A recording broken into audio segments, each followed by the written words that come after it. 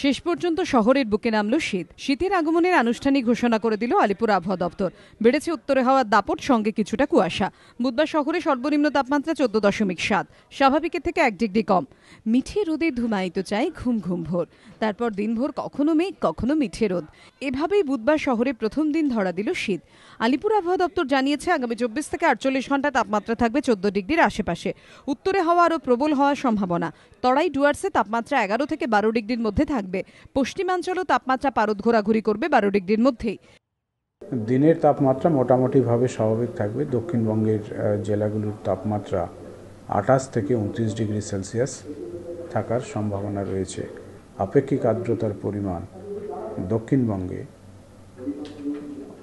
সর্বনিম্ন 35% কাছাকাছি কিন্তু থাকবে, যার ফলে শীতের অনুভূতিও কিন্তু থাকবে। উত্তরবঙ্গের মধ্যে অপেক্ষাকৃত বেশি আপেক্ষিক আর্দ্রতার পরিমাণ 40 থেকে 45% তরাই এবং ডুয়ার্স অঞ্চলে থাকবে। এদিকে শীতের শুরুতেই আন্দোলনের উত্তাপ আলিপুর আবহাওয়া দপ্তরে। বুধবার 15 দফা দাবিতে আগামী 12 ডিসেম্বর কেন্দ্রীয় সরকারি কর্মচারীদের ধর্মঘটের সমর্থনে মিছিল করলেন আলিপুর আবহাওয়া দপ্তরের কর্মীরা। সঞ্চয়ন মিত্র রিপোর্ট, এবিপি আনন্দ, কলকাতা।